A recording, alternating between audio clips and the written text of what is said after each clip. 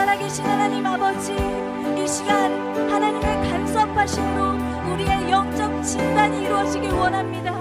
온전한 하나님의 사람으로 살아갈 수 있도록 영적 질병을 고쳐주시고 하나님의 은혜로 회복되어지는 기도회가 되도록 역사하여 주시옵소서.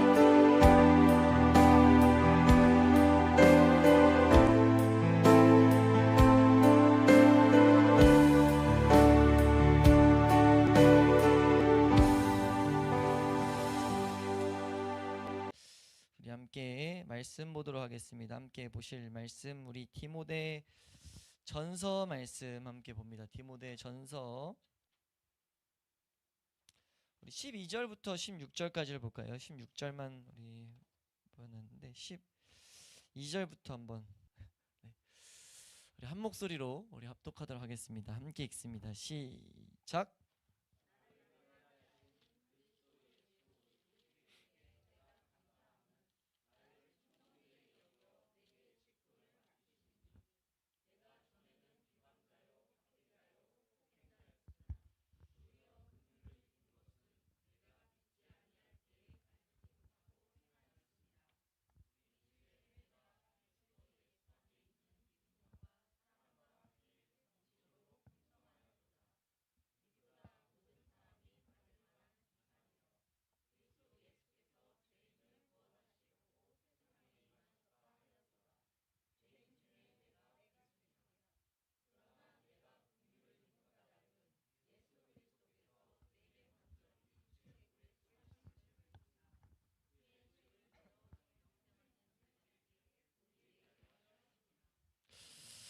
아멘. 금요기도에 지금 영적 침체에 대해서 우리가 말씀을 계속 보고 있습니다. 한번 따라가요. 영적 침체. 네, 이 영적 침체라는 것이 우리 그리스도인들에게 반드시 기억돼야 될 주제다라는 것을 우리는 이 내용이 끝날 때까지 계속 반복하면서 새겨놓아야 될 바탕에 새겨놓아야 될 중요한 하나의 이 주제, 명제예요. 명제. 이거 영적 침체는 그리스도인들이 반드시 기억해야 될 것이다. 왜 그러냐면 첫째는 우리에게 문제가 되기 때문에, 둘째는 어떤 문제가 있죠?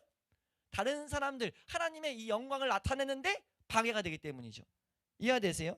네? 이 훨씬 심각하고 중요한 이유가 뭐냐면 침체한 그리스도인은 기독교 신앙을 제대로 대변할 수가 없기 때문이에요. 그러니까 영적 침체와 싸워야 되는데, 오늘 본문에서는, 오늘 우리가 보게 될 주제는 이 영적 침체에서 마귀가 가장 많이 아주 흔히 사용하는 공격 방법 중에 하나를 우리는 이 시간에 이제 보게 되는 거예요.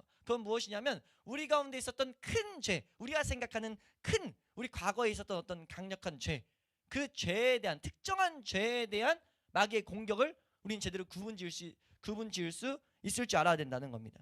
이해되세요? 이 마틴 목사님이 이 부분을 가지고 뭐라고 말하냐면 정말 많이 들고 나오는, 자기가 생각하기엔 가장 많은 빈도수라고 말하는 게 이 부분이었다는 거예요.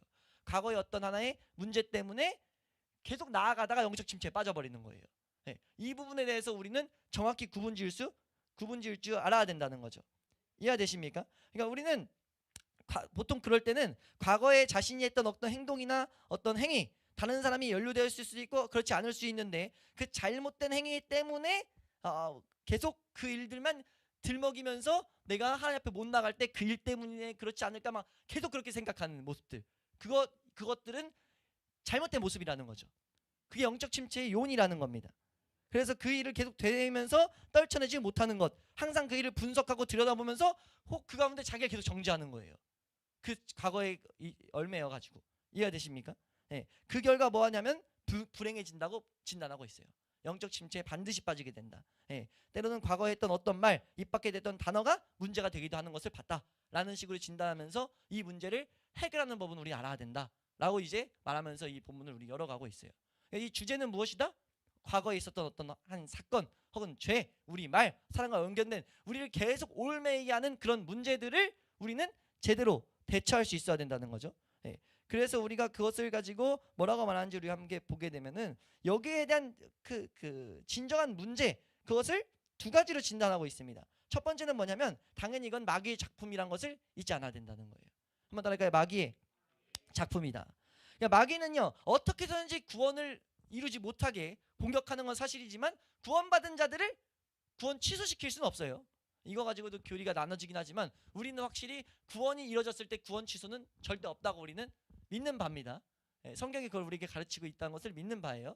예, 그러니까 나중에 이 취소 관련된 부분은 한번 다룰 수 있을 기회가 있으면 좀 다루면 좋겠지만 우린 구원이 취소되지 않는다는 한 성경의 가르침을 확실히 믿는 바입니다. 예, 근데 이제 마귀가 그 대신 구원을 받은 자들에게도 뭐 할 수 있냐면은 영적 침체에 빠지게 해서 기쁨을 못 누리게 할 수 있죠. 그리고 그들을 통해서 전파될 하나님의 그 사역들, 전파될 하나님에 대해서 막으려고 한다는 거예요. 그렇기 때문에 끊임없이 그 사람을 비참에 빠지려고 하는데, 그러기 위해서 가장 많이 쓰는 게 마귀가 소유권을 주장할 수 있는 것. 이건 제가 한 번씩 종종 표현하는 건데, 마귀가 죄에 대해서 소유권을 주장해요. 이건 영락없는 사실입니다. 죄는 마귀 거기 때문에 우리가 어떤 죄에 대한 문제가 발생했을 때 마귀가 그 부분을 가지고 너 내 거야 라는 식으로 계속 생각하게 만든다는 거죠. 특별히 지금 이 마틴 목사님이 말하는 주제와 좀 섞어서 이걸 적용시켜서 보면, 과거에 있었던 것을 우리가 특히 현재 짓는 죄, 현재나 이 미래 이것을 좀 별개로 봤을 때 과거에 있는 죄가 끊임없이 우리에게 잔재로 남은 모습이 분명 있을 수 있다는 거예요. 근데 그건 왜 그런 거냐면 마귀가 우리를 속이기 때문입니다. 이건 마귀가 우리를 속이는 거예요. 이걸 제대로 우린 알아야 된다는 거죠. 이해되십니까? 네. 왜냐하면 우리가 이거에 대해서 구원의 교리를 제대로 알게 되면, 이 문제, 구원의 교리와 속죄의 교리, 대속의 교리를 제대로 알게 되면은 이 문제는 해결된다는 것을 이 목사님은 말하고 있어요.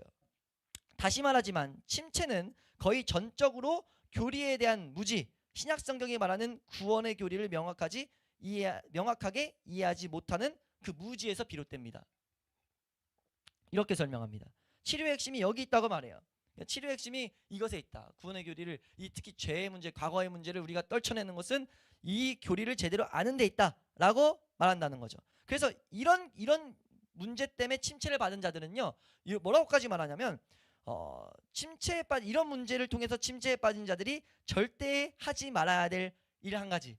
이 말을 하기 전에 이렇게 좀 이제 첨언을 해요. 뭐라고 하냐면, 제가 강조하기 위해서 오해의 소지를 무릅쓰고 직설적으로 말하겠다, 이렇게 말하면서 시작해요. 왜냐면 이건 좀 오해의 소지가 있을 수 있기 때문에. 뭐라고 말하냐면, 이런 사람이 절대 하지 말아야 될 것, 침체에서 건져주시기를 기도하지 말라고 가르쳐요. 그러니까 침체에서 그런 어떤 문제 때문에 과거에 있는 것에서 시작돼가지고 침체에 빠졌을 때 그 사람이 해야 될 건 기도가 아니라는 거죠. 그러니까 대부분은 우리의 영적 문제는 기도 가운데 이제 해결이 됩니다. 근데 그 사람에게 필요한 것은 교리를 올바로 이해하지 못한 것이기 때문에 그 생각, 지금 이때는 잠시 기도를 멈추고 생각부터 해야 된다는 거예요. 그러니까 이런 문제가 발생했을 때는 무조건 기도로 해결할 수 없기 때문에, 왜냐하면 기도할 때 그 기도를 통해서 오히려 더욱더 과거의 일에만 상기시키고 이걸 내가 침체 가운데 어떻게 해결해 이런 식으로 갈 수 있기 때문에 이건 잘못 이해하고 있는 문제여서 멈추고 내가 이걸 어떻게 해결해야 되는지 정확히 구분을 지어야 된다는 거죠. 이해되십니까? 네. 그거를 여기서 우리에게 정확히 가르치고 있어요. 그래서 우리에게 말하는 것은 기도를 멈추고 생각부터 해야 되며 내가 지금 교리를 제대로 알고 있는지부터 점검해야 된다라고 설명합니다. 이것이 우리에게 중요한 하나의 틀입니다. 우리가 그것을 제대로 붙들 수 있기를 소망합니다. 이게 너무 중요한 가르침이죠. 우리가 교리들을 올바로 이해하고 여기서 이해한다는 건 뭐예요? 제대로 적용시킨다는 거예요. 어떻게 내가 내 사건을 접목시켜서 하나님 앞에 은혜를 구해야 되는지. 은혜를 구해야 되는데 은혜를 잘못 구하기 때문에 뭐라고 말한 거예요? 침체에서 건져주시길 기도하지 말라고 한 거예요. 기도가 잘못된 기도는 예수님도 하지 말라고 했잖아요. 중언부언 하지 말라고 했잖아요. 내가 뭔 기도하는지 모르는 게 중언부언이거든요. 거기서 말하는 내가 하나님 앞에 기도하는데 뭔 기도하는지도 모르는 거예요. 그렇게 될 수 있다는 거죠. 네, 그렇게 되지 않기 위해서 우리는 제대로 이 교리를 알고 있는지 점검해야 된다. 이것이 우리에게 중요한 하나의 큰 틀이다 라는 것을 우리가 제대로 기억할 수 있기를 소망합니다.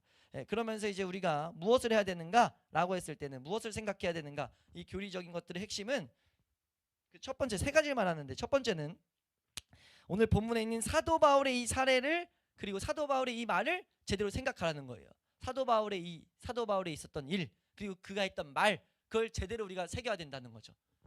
특히나 이 특정한 죄에 대한 문제는 그걸 설명하는 게 디모데전서 1장이라는 거예요. 그러니까 디모데전서 1장은 뭘 설명하냐면 특정한 죄에 대해서 문제를, 과거에 대한 일에 대해서 걸려가지고 그 걸린 것을 해결 못하니까 뭘로 연결되냐면 여러 가지가 있었겠지만 그 중에 하나가 교리적으로 너가 더 제대로 살아야 돼, 뭐 이런 식으로 가는 거죠. 이해되세요? 뭘 더 살아내지 않으면 침체에서 해결되지 못할 거야. 그러니까 위에서 뭘 말했습니까? 율법을 올바로 사용해야지. 그렇게 적용시키면 뭐가 되냐는 거예요? 율법 자체가 올무가 된다는 거예요. 우린 율법을 온전히 지킬 수 있는 사람이 있어요, 없어요? 없어요. 야고보서 1장 말씀 같은 데 보면 뭐라고 합니까? 야고보서 1장인가요? 야고보서 2장인가요? 야고보서의 말씀 보면 뭐라고 하냐면은 모든 율법 다 지키다가 한 율법 지키지 못하면 뭐라고 해요? 넌 그냥 범법자야 라고 말해요. 진단을 뭐라고 하냐면 율법 다 잘 지키고 있다가 하나 조그만 거 딱 어겼어? 넌 그냥 범법자야. 넌 그냥 하나님 앞에서 범법자야. 넌 율법 어긴 자야 라고 말한다고요. 그러니까 우리가 율법에 대해서 잘 생각해야 된다는 거예요. 우리가 뭘 해가지고 하나님 앞에 위로받고 하나님 앞에 은혜를 공급받는데 우리가 뭘 해서 오는 건 절대 없어요. 근데 이 과거에 있는 게 이 일에 있어서 치명적으로 항상 작용을 일으킨다는 거죠. 내가 하나님의 은혜를 구할 때 뭐가 딱 막혔을 때 이것 때문인가? 이 행동을 못 고쳐서 그런 건가를 생각하게 만든다는 거예요. 그래서 그걸 제대로 진단하라고 지금 바울은 말하고 있다는 거죠. 바울이 말하는 거예요. 그러면서 너희들 내 예를 생각해라. 내 예. 나는 뭐였냐? 나는 폭행자였고, 뭐라고 말합니까? 오늘 본문 말씀에 13절 말씀 보면 내가 전에는 비방자였고 박해자였고 폭행자였으나 도리어 긍휼을 입었다 라고 말하고 있어요. 지금 이 말이 뭐냐면은 9절 말씀부터 읽었던 여러 가지 죄의 문제, 아버지를 죽이는 자, 어머니를 죽이는 자, 살인하는 자, 음행하는 자, 남색하는 자, 인신매매하는 자, 거짓말하는 자, 거짓맹세하는 자, 기타 바른 교훈을 거스르는 자들, 이런 자들을 다 죄를 들춰내시기 위해서 율법이 있다. 이게 왜 그러냐면 어떤 특정한 죄 때문에 난 이 죄가 특정하니까 더욱더 큰 회개가 필요할 거야, 난 큰 어떤 은혜가 필요할 거야 라고 생각하는 모습이 생기는데 죄의 과중은 없다는 거예요. 죄의 크고 작음은 없다는 거예요. 죄는 죄예요. 죄는 크든 작든 죄 때문에 사망에 이르는 것은 변함이 없습니다. 죄에 있어서 뭔가 큰 죄 작은 죄가 있다고 착각한다고요. 근데 그거 아니라는 거예요. 바울이 뭐라고 설명하냐면 여러 죄가 있는데 그 죄들 중에 나보다 더 큰 죄 지은 사람이 있어? 라고 지금 말하고 있는 거예요. 왜요? 바울은 뭐 했어요? 바울은 우리의 죄를 위해서 오신 예수 그리스도를 비방했고 그 예수 그리스도를 전하는 자들을 뭐 했어요? 박해했고 그들을 폭행했고 뭐 했어요? 죽였어요. 살인자가 됐다고요. 의로운 것을 가지고 살인까지 나갔다는 거예요. 이해되세요? 근데 바울 나도 긍휼 입었다는 겁니다. 예수 그리스도를 아는 자들에게 설명하니까 이건 뭐 어떤 공감이 이루어져야 되는 거냐면 그 어떤 죄보다 네가 어떤 죄를 지었어도 사실 하나님을 자체를, 하나님 하신 일 자체를 내가 욕하면서 비방하면서 그거 잘못됐다고 그거 전하는 사람들 때려 죽인 일에 앞장섰던 나보다 더 큰 죄인이 있어? 라고 지금 묻는 거예요. 근데 나도 긍휼 입었다. 죄의 크고 작음은 없어. 죄는 어떤 죄든지 죄는 나왔을 때 하나님 앞엔 죄인이고 그 죄를 처리한 어떤 큰 죄도 처리될 수밖에 없는 예수 그리스도의 은혜 때문에 우리는 긍휼을 입은 거야 라고 가르치고 있다는 거예요. 그래서 그걸 뭐라고 합니까? 14절 말씀 한번 읽어보겠습니다. 14절 함께 읽습니다. 시작.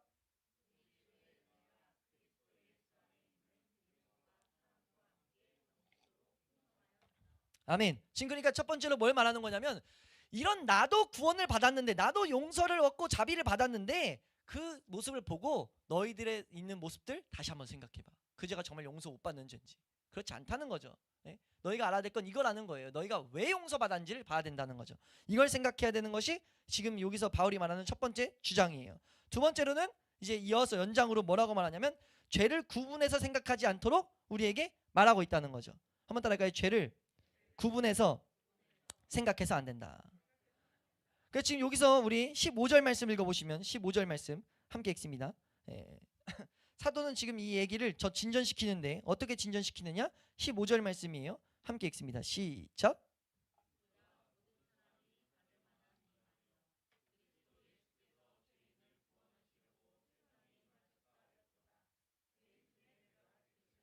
아멘. 지금 여기서 뭐라고 말하는 거냐면 얼핏 보면은 지금 이거는 지금 죄가 더 큰 죄인가 작은 죄인이 있다는 것처럼 들릴 수 있는데 전혀 그게 아니죠. 지금 이 말의 맥락은 뭐냐면 마치 마태복음 7장 3절에 있던 것처럼 남의 눈에 티가 보이거든 네 티는 보면서 내 눈에 있는 들보는 왜 깨닫지 못하느냐 라고 말하면서 들볼 빼내야 티를 빼낼 수 있다 라는 말씀하시잖아요.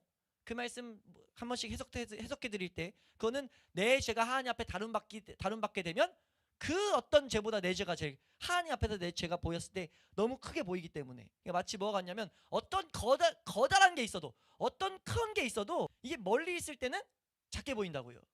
이해되세요? 근데 그 크기를 딱 봤을 때 이게 내가 보는 걸로 크기를 잰다 했을 땐 사실 손을 내 눈앞에 놓으면 제일 커 보이는 거죠. 다 가려버리니까. 이해되세요? 그래서 이 거리 가지고 장난치는 것도 있잖아요. 손을 이렇게 해놓고 저 멀리 있는 거랑 비교해보면 와 산이 내 손만 하네 이렇게 말하는 경우가 있잖아요. 이해되세요? 지금 이 설명하는 거라고요. 우리가 내 죄를 하나님이란 분 앞에 딱 들고 나가면 내 죄보다 큰 건 안 보이는 거예요. 이해되세요? 그래서 지금 이 바울이 말하는 것도 내가 죄인 중에 괴수라는 것은 이 죄를 하나님 앞에서 우리는 이걸 봐야 된다는 거죠. 죄는 하나님 앞에 들고 나갔을 때 뭐예요? 그냥 다 죄예요. 야고보서에 말하는 것처럼 야고보서에서 우리가 좀 전에 말했던 것처럼 한 가지 죄를 지었을 때 그건 다 죄다. 그러니까 죄는 한 가지로 딱 귀결되는데 죄는 사실 한 가지로 그냥 불신앙의 죄입니다. 신앙 없는 것에서 다 나오는 게 죄예요. 하나님을 보지 못하게 죄는 다 보지 못하는 데서 죄는 다 발생된다고요. 코람데오 되지 않기 때문에 죄가 발생되는 거예요. 우리는 여기서 큰 죄가 있다 작은 죄가 있다고 하는데 큰 죄라고 생각하는 것들은 다 나는데 내가 서슴없이 하나님 하지 말라 했다는 마음에 미워하는 마음도 처리하지 않고 내가 거짓말하는 것 내 이익을 위해서 단순히 이익을 위해서 이 거짓말하는 것 내가 삶 가운데 있는 뭐 용서하지 않는 것 남에게 자비를 베풀지 않는 것 가족이 힘들어하는데 내가 도와줄 수 있으면서도 도와주지 않아요. 근데 교회 와서는 난 거룩해. 난 큰 죄 안 져. 나는 살인 안 했고 나는 간음 안 했고 나는 뭐예요? 내가 성경에 말했던 도둑질 안 했고 내가 하나님의 이름을 그러면서 망령되기를 끊지 않았다고 말을 해요. 근데 그거 하나님 입장에선 그게 맞다는 거예요? 아니라는 거예요? 아니라는 거예요. 그냥 죄인이라는 거예요. 왜요? 그 안에 똑같이 그 가운데 뭐가 있기 때문에? 죄가 있기 때문에. 이해가 되십니까? 그러니까 이걸 우리가 죄 때문에 침체에 빠진 이들이 무엇보다 붙잡아야 될 교리가 바로 이것이라고 가르쳐요. 죄는 크고 작은 게 없다. 죄는 그냥 죄예요. 그것을 제대로 이해하는 데부터 우리는 온전한 신앙생활이 시작된다는 거죠. 그러니까 결국 모든 건 뭐냐면 하나님과 우리 관계로 귀결된다는 거예요. 문제는 뭐냐면 문제는 하나님을 제대로 믿느냐 하나님을 믿지 않느냐의 문제지 내가 어떤 큰 죄 내 행동이 크고 작고가 아니라는 거죠. 그 무엇보다 심각한 문제가 뭐예요? 악행 자체가 아니라 하나님과의 관계 하나님과 나의 관계에 있다는 것을 우리 놓치면 안 된다는 거예요. 죄를 뭘 지었고 안 지었고가 중요한 게 아니고 내가 지금 하나님 관계에 어떻게 서 있는가가 중요하다는 거죠. 그렇게 봤을 때 어떤 큰 죄가 있어도 우리가 하나님 앞에 나아가게 하는 건 뭐밖에 없습니까? 보혈밖에 없어요. 내가 뭘 고쳐서 되는 게 아니라고요. 이 진리를 제대로 깨닫게 되면은 과거의 문제가 나로 하여금 하나님 앞에 나아가지 못하게 하는 건 말도 안 되는 얼토당토 않는 소리라는 거죠. 그럼에도 불구하고 그 침체에 빠지는 이유가 뭐예요? 교리를 제대로 알고 있지 않기 때문이라는 거예요. 잘 들어보세요. 교리 이거 다 알아요. 이 내용 사실 다 안다고요. 근데 제대로 알고 있지 않다고 말한다는 거예요. 제대로 안다는 건 뭡니까? 제대로 적용시킬 수 있어야 된다는 거예요. 그럼 그 문제에 있어서 첫 번째 뭘 말했어요? 이 문제는 사실 마귀란 놈이 개입돼 있기 때문에 문제예요. 마귀란 놈은 우리를 공격할 때 신과 같은 모습으로, 이 세상 신과 같은 모습으로 공격한다고요. 공격하면서 어떻게 합니까? 우리의 환경과 우리의 약점을 다 알고 속삭인다고요. 막 그걸 로마서 8장 말씀에 말하잖아요. 8장 29절 말씀부터 우리 대적하고 참수하고 정죄하고 막 정죄하고 속이니까 내 안에 이 몸이 지치고 이 실제 몸이 지치고 여러 가지 힘든 일들이 발생했을 때 내가 하나님 앞에 큰 죄, 어떤 죄를 딱 졌는데 그게 전에 있었던 어떤 행동, 어떤 죄의 문제와 닿아서 있는 모습과 분명히 비춰질 수 있거든요. 어떤 잘못된 행동들에 내에 있는 쓴뿌리 같은 쓴뿌리로 인하여 나올 수 있거든요. 나왔을 때 낙심되고 괴롭고 이것 때문에 하나님 앞에 나아가지 못하는 막 이런 여러 가지 막 막힌 것 같은 느낌이 들 때가 있다고요. 근데 그걸 누가 하는 거예요 지금? 마귀가 하는 것임을 우린 알 수 있어야 된다는 거죠. 이해되십니까? 그러니까 우리가 마귀한테 정확하게 마귀한테 정확히 말해줄 수 있어야 된다는 거예요. 네? 마귀한테 더 큰 죄가 있는 것이 아니란 것을 말해야 된다는 거죠. 그리고 여기 뭐라고 말하냐면 하나님이 죄를 바라보시는 방식을 우리가 잊지 않아야 된다. 마귀에게 현혹되지 마라 라고 말하면서 야고보서 2장 10절이에요. 야고보서 2장 10절이 이렇게 말하는데 함께 읽습니다. 시작.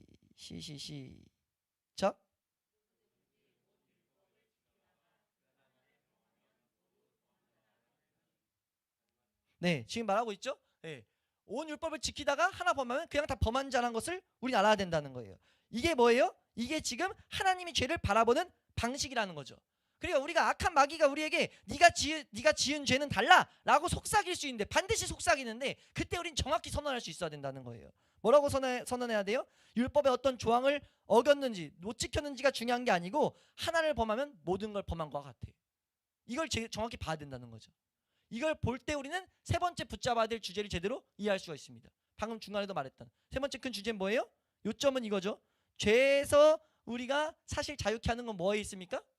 예수 그리스도께 있어요. 사실 우리의 문제는 이걸 제대로 붙잡지 못하는 불신앙에 있다는 거죠. 그렇게 진단을 합니다. 우리가 죄 때문에 사실 어려워하는 문제는 예수 그리스도의 보혈의 공로를 제대로 붙잡지 못하는 그 불신앙에 있다. 예수 그리스도가 내 모든 죄를 사하시겠다 선언하셨는데 내가 아니라고 말하는 거예요.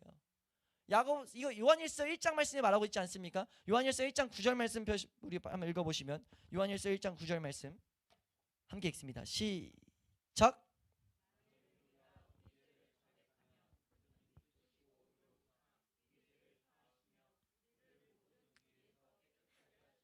뭐라고 말합니까? 내가 하나님 앞에 나아가는데 하나님 나에 있는 죄들이 하나님 앞에 나아가지 못하게 막습니다 라는 걸 시인하면서 하나님 내가 이걸 정말 벗기 원합니다. 하나님 앞에 나아가기 위해서라면 다 던지기 원합니다 라고 하나님 앞에 토로하면서 하나님 내가 이 돌아갈 수 있는 힘을 주신 예수 그리스도를 찬양하면서 나아가면 다 뭐 하시겠다는 거예요? 다 예수 그리스도가 불의에서 깨끗하게 하시겠다는 거예요. 지금 여기에는요 어떤 제한도 없고 어떤 구분도 없고 어떤 요구하는 자격도 없어요. 맞잖아요. 어떤 자격도 요구하고 있지 않아요. 단지 너가 제대로 그 죄를 자백하면 그 자백의 전제는 하나입니다. 빛이신 하나님 앞에 나가고 싶어요. 이 위부터 보면 그거예요. 나 하나님과의 사귐을 원해요. 하나님과 교제를 원해요. 근데 난 못 나갑니다. 내가 단지 뭐 해야 된다는 거예요? 여기서 강조하는 거 하나입니다. 너 죄 없다 하지 마. 죄 없다고만 하지 마. 그래 죄를 자각하면 자각할수록 은혜가 있다는 거예요. 구원도 그거잖아요. 결국 구원의 첫 시작은 뭡니까? 십자가를 향해 나아갈 때 우리에게 중요한 건 뭐예요? 죄를 그래서 자각하기 위해서 가는 거예요. 그 진리를 맛봐야 그 뒤에 우리는 이 말씀을 힘있게 더욱더 붙들고 간다고요. 내 어떤 죄들도 하나님 앞에 나아가는 데는 방해가 되지 않는다. 그러니까 실제 방해는 되고 있어요. 근데 내가 하나님 앞에 나아가려고 할 때 그 죄는 더 이상 장애가 안 돼요. 뭐 하게 되면요? 이 말씀을 내가 붙들게 되면. 말씀은 능력이기 때문에. 하나님의 약속은 절대 변함없기 때문이라는 거예요. 근데 이것을 믿지 않고 계속 죄가 주는 좌절에 내가 거하게 된다면 그건 지금 뭐라고 진단하냐면 하나님 말씀을 받아들이지 않는 것이요 그의 말씀을 있는 그대로 믿지 않는 것이라고 그의 말씀하신 바를 믿지 않는 것이라고 지금 말하고 있어요. 우리는 이것을 제대로 귀 기울여야 될 줄로 믿습니다. 이게 바로 우리의 진정한 죄라는 거죠. 이게 진정한 죄라는 거예요. 이 모습을 가장 탁월하게 보여준 모습이 뭡니까? 탁월하게 보여준 모습 중에 하나가 베드로의 모습이에요. 베드로가 뭐 했냐면요. 베드로가 이런 장면이 나와요. 고넬료에게 전도를 하려고 하는데 하나님이 전도 일을 하려고 하는데 베드로가 뭐라고 하냐면 이제 어떤 일이 발생하냐면 베드로에게 고넬료에게 전도하러 데리고 가려고 하나님 환상을 보여줘요. 왜냐면 그때까지는 이방인에겐 전도하면 안 되고 이방인의 하나님은 아니었거든요. 베드로는 유대인이에요. 유대인이고 유대인 아닌 사람에게는 하나님이 주인 되지 않는다는 것이 들어와 있었단 말이에요. 근데 하나님이 찾아가서 이제 이방인들에게도 전도의 문을 여시려고 베드로를 사용하려고 하는데 환상을 보여줘요. 그래서 하나님이 속되다고, 이제 구약에 보면은 이건 먹지 마, 이건 속된 거야, 더러운 거야, 먹지 마라고 했던 것들을 주면 하나님이 주시면서 너 이거 먹어라 라고 하는 음성을 뚜렷이 들어요. 하나님이 분명 하나님 말씀하셨다라는 것을 베드로도 알아요. 이게 마귀 음성이 아니라 하나님 음성이다라고 분명히 분별해요. 그래서 베드로가 뭐라고 하냐면 주여 난 그럴 수 없습니다. 속되고 깨끗하지 아니한 건 내가 결코 먹지 않겠습니다 라고 말하니까 하나님 이렇게 말합니다. 15절입니다. 시작.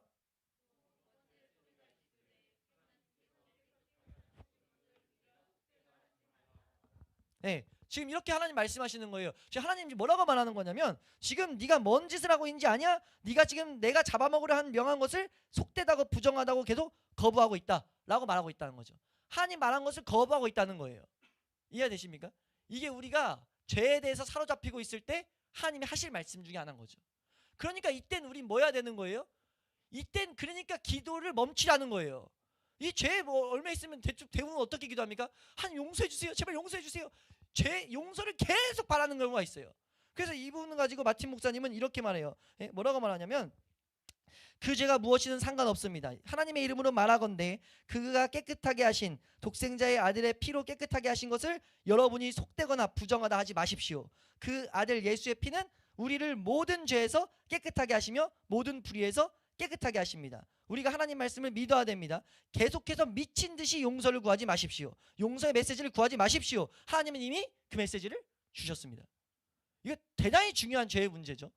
교리를 모르니까 우리가 영적 침체에 빠질 수밖에 없다는 거예요. 계속 용서를 구할 필요 없어요. 우리는 믿음으로서 선포하는 거죠. 믿음으로서 붙잡고 선포하는 거죠. 하나님께서 이루실 일을 찬양하면서 우리가 그렇게 했을 때 이 죄의 문제가 더 이상 죄의 문제가 안 되게 된다는 것을 우리는 경험해야 될 줄로 믿습니다.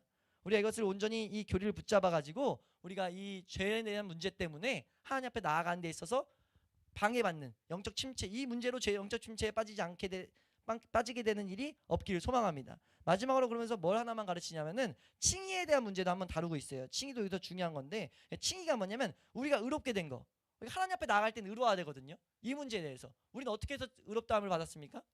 예수 그리스도의 그걸 능동적 의라고 하는데, 예수님이 이 세상 사시면서 그 의를 다 완성시켰다고요. 걸으시면서 모든 의를 완성시켰어요. 그 의를 우리는 받은 거예요. 예수님이 다 이뤄놓으신 말씀을 우리는 덧입는 거라고요. 우린 그래서 예수 그리스도 안에 있을 때 우리를 뭐라고 합니까?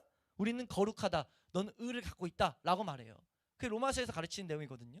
예수 그리스도를 붙잡았을 때 하나님이 다짜고짜 우리 의롭다는 거예요. 이 은혜를 우리는 알아야 된다는 거죠. 우린 그렇기 때문에 하나님 앞에 나아갈 수 있다는 거예요.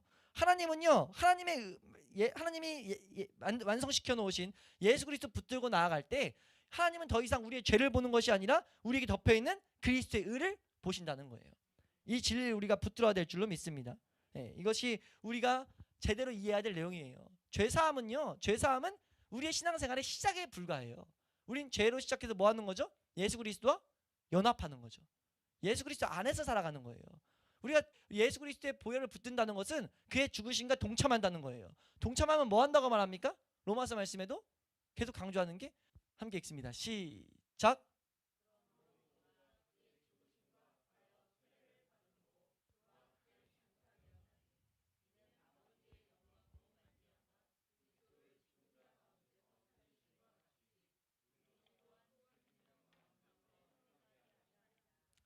네, 5절로 있습니다. 5절 시작. 만일 우리가 그의 죽으심과 같은 모양으로 연합한 자 되었으면, 여기까지 우리가 해야 될 일이죠. 사모해야 될 일이죠. 십자가의 은혜를 붙드는 일이에요. 날마다 죄와 싸우는 일이에요. 이거 했으면 그럼 뭐예요? 한번 이어서 읽습니다. 시작. 또한 그의 부활과 같은 모양으로, 이건 하나님의 약속입니다. 하나님이 거룩하다는 것을 우리가 속되다 하면 안 돼요. 하나님이 하라고 하신 것 내가 아니라고 하면 안 된다고요. 우리가 그런 죄에 빠질 수 있는 것이, 그런 문제에 빠질 수 있는 것이 내가 이 과거에 있었던 일에 얽매 있는 일이에요. 우리 그리스도인들은요, 과거에 있었던 것에 얽매이면 안 된다는 거죠. 우리가 그리스도인들이 과거를 바라보는 방식은요, 딱 하나여야 됩니다. 뭐가 되냐면 하나님이 하신 일을 찬양하는 것밖에 안 남아야 돼요. 바울이 그렇게 했다는 거죠. 바울은 과거를 돌아보면서 하나님의 은혜를 더욱더 찬양했어요. 자신에게 주신 은혜를 더욱더 자랑하면서 14절 말씀에 우리에게 말하잖아요. 우리 주의 은혜가 그리스도 예수 안에 있는 믿음과 사랑과 함께 넘치도록 풍성하였다. 과거를 볼 때, 자신의 과거를 볼 때 이 고백밖에 안 나오는 거예요. 그러니까 우리가 이 말씀에서 우리에게 가르치는 것처럼 우리는 새 사람이다라는 고백들을 제대로 할 수 있는 그리스도인들의 모습이 될 수 있기를 소망합니다. 성경의 신약 성경 하나 말씀 빌립보서 4장 4절에서 6절 4절 말씀 6절 말씀 한번 보시면요. 이렇게 말하고 있어요. 빌립보서 4장 4절에서 이렇게 말하죠. 4절 한번 읽어볼까요? 시작. 네, 우리는 기뻐할 수밖에 없는 이유는 기뻐할 일밖에 없기 때문이에요. 네, 우리가 어떤 일이 발생되든지 우리는 그 일을 통해서 이루신 하나님을 볼 수 있기 때문입니다. 그래서 우리 가운데 있는 모든 문제들은 뭐 하는 거예요? 6절 말씀에 함께 읽습니다. 6절 7절 말씀 한번 읽어볼까요? 시작. 아무것도 염려하지 말고 다만 모든 일에 기도와 간구로 너희 구할 것을 감사함으로 그리하면 모든 지각에 뛰어난 하나님의 평강이 그리스도 예수 안에서 아멘. 우리가 기도할 때 과거의 문제로 우리를 마귀가 공격할 수 있어요. 공격할 때 우리는 어떻게 하는 거죠?